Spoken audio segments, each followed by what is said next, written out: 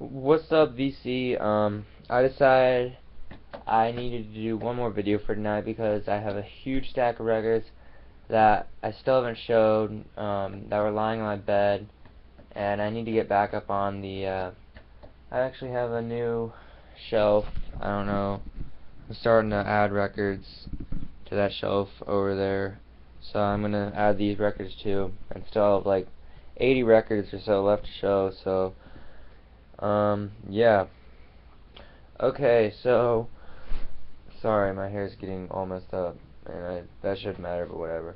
We're gonna start out with Curtis Mayfield, from the soundtrack Superfly. And I love Curtis Mayfield, and as you know, I'm a massive soul fan, and you know, you really can't go wrong with Curtis Mayfield when you're talking about soul. So yeah, a great album there. Next, I showed Fleetwood Mac my last video, and this is an 80s release actually, but it's still a really good release. You know, Fleetwood Mac, you know, most of the albums are really good, and this one's not their best, but it's still a great album and a great listen. So Fleetwood Mac's Mirage. Next, a really just a magical listen. When you put this on the turntable for the first time, Daft Punk's Discovery, it's just a magical listen, and it's one of those albums that kind of just takes you on a ride, and just I love this album, I really do. Daft Punk's Discovery. Next, this might be on the lines of being my favorite release of 2015 outside of Kendrick Lamar's To Pimp a Butterfly. This is Father John Misty's I Love You Honey Bear, and interestingly enough, apparently this gatefold warped the record on like every record that was pressed, so you actually have to play the vinyl on 45 RPM, and then it'll play fine. But yeah, this album is really interesting. I think it's kind of an album to his girlfriend slash wife. I can't remember if it's his wife or I think they're married. It's just it's a weird listen lyrically, but has some of my favorite lyrics of the year, and some really powerful lyrics at that. So yeah, Father John Misty, he knows what he's doing. He's a great singer. Next, I talked about this in my last video, a little more Fleetwood Mac, and as I said, it's close to being my favorite album, but Tusk is probably my favorite. This is Rumors, and you really can't go wrong with any of the songs on here, so yeah, Fleetwood Mac, Rumors. Oh man, this album is another one of those albums that takes you on a ride. Herbie Hancock, man, Headhunters. This album is amazing. 4 tracks long, but just absolute jazz funk jams on here. I love Herbie Hancock. This is his best release in my mind. Headhunters, man, great release, great press. Next, I have Tame Impala, their first album. I had shown Lonerism earlier, and this is nowhere near as good as Lonerism, but this is obviously, I mean, when you listen to this is heavily Beatles influenced. I mean, you can tell by the vocals and the instrumentation on this that it is heavily Beatles influenced. I think some people liked that and some people didn't. I feel like some people thought it was kind of a Beatles cover album. I really didn't think that. I mean, it was a lot more modern feeling, and I can definitely see that it was influenced by the Beatles, but I don't think it sounds like a Beatles cover album. This is a great album in my mind, and once again, it's just Kevin Parker. He did all of this by himself. You know, it's basically a solo album, so if you listen to it, it's pretty incredible to just realize he did all that himself. Next, this is interesting. It's Trans Electronic Music Productions presents Switched on Bach. Virtuoso electronic performances by Walter Carlos performing on the, I think it's the Moog synthesizer. This is really weird, but it's interesting.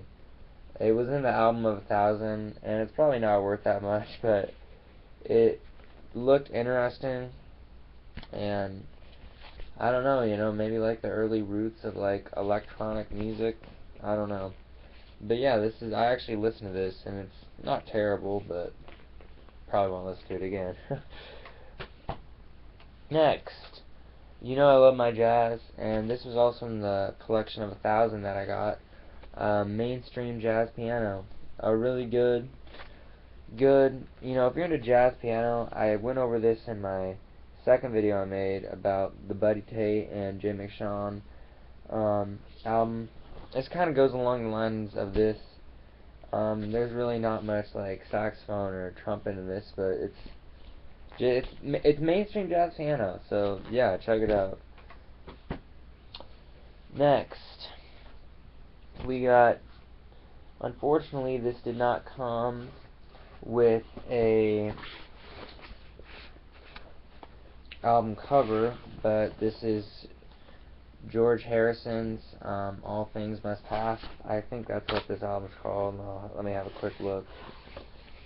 Yeah, All Things Must Pass. Off Apple Records, and yeah, obviously George Harrison was in the Beatles, and this is Beatles sounding, so anything that is even related to the Beatles, I'll take, and this is a great album. Next, also, would really like to have this one with an album cover, because this was a really surprising find in the album of 1,000, and God, I wish I had an album cover so bad. Bob Dylan's Highway 61 Revisited, my favorite Bob Dylan album of all time. I was stoked to see this in here, and honestly, it's not in, well, oh God, dang it. It is in pretty crappy condition. As you can see, a massive scratch there, but, if it's in the album of 1,000, it's Bob Dylan's Highway 61 Revisited, then you gotta pick it up. You just have to. This might have to be put in 2 parts, because I still have quite a few albums left. Next, we have The Who at Tommy. Just probably my favorite Who album of all time. Just classic.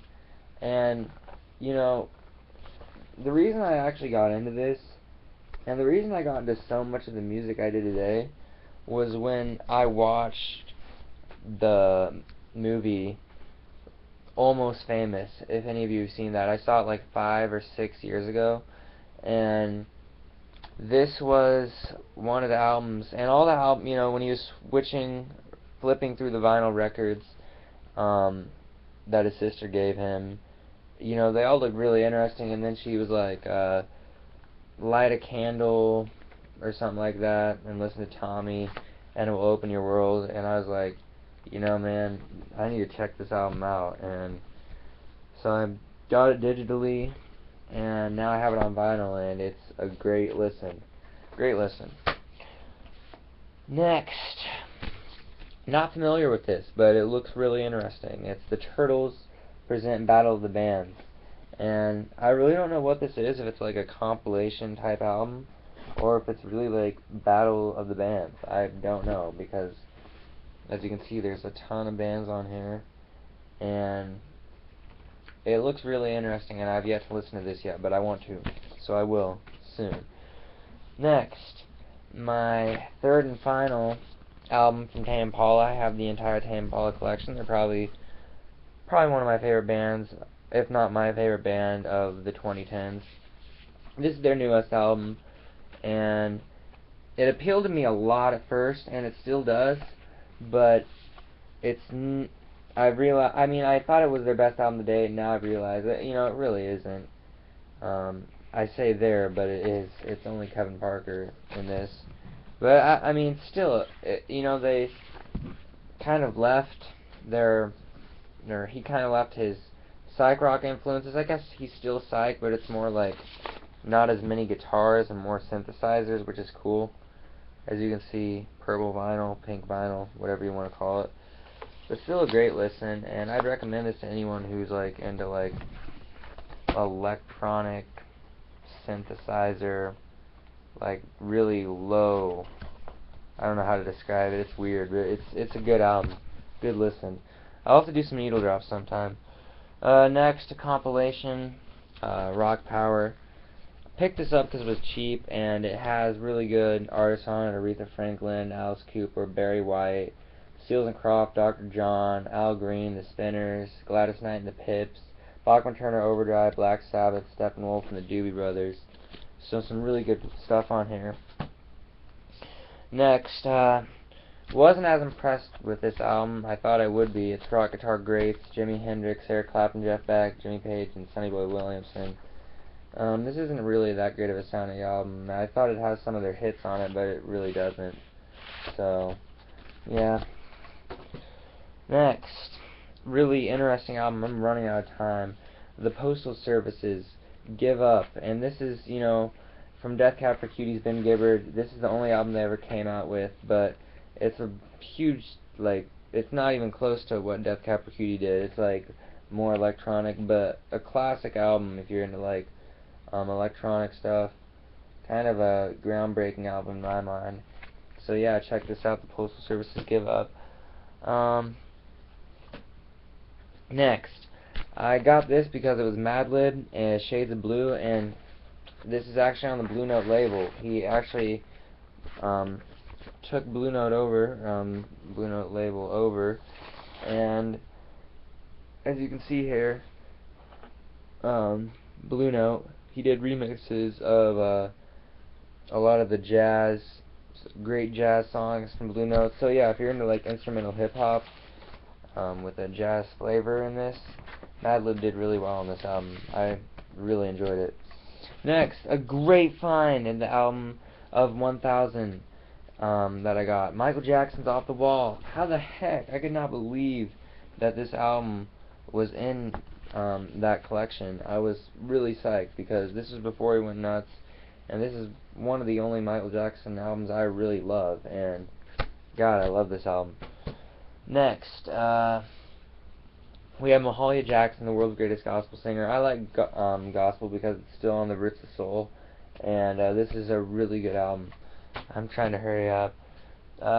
Iron Butterfly, Ball. We all know their mainstream release. I think it was In Agata Vita, Vita or something like that. I have the album too up there, so I'll show it later. But this is probably my favorite album by them. Really psychedelic, trippy music, and I really love that. So yeah, Iron Butterfly's Ball. Love this album. Roberta Flack, First Time. This was also in the collection of 1000. I'm showing a lot of that, but this has, her voice is amazing on this, and she's an amazing piano player as well. So yeah, had to pick this up. Next, we got 2 albums left, so we'll see what we go. This is a really interesting album. Fiddle Faddle, The New Sound of the Boston Pops, Arthur Fiedler. This is from 1962, and it's some really cool jazz on this. And this was also in the collection of 1000. Looked interesting, had to pick it up, and it really is a good listen. So check this out, or tell me if you have it. And the final album, another one of those albums that just takes you on another planet, really does. Makes you think a lot. Flying Lotuses, Until the Quiet Comes. This album really does make you think, and it really does. If you really try to listen to it and set your mind to it, it will put you into a different state of mind, which is why I love Flying Lotus, and most of the stuff he's come out with is amazing. Not my favorite album, but it's still a great Flying Lotus record. So anyway, that's all. I finally showed everything that was on my bed waiting to be showed. I still have, as I said, I don't know, like 60, 80 records left to show. So yeah, VC, thanks for watching. Hope you enjoyed this video, and give me some comments on what you think of the music I showed today and in the other video previously. Thanks for watching.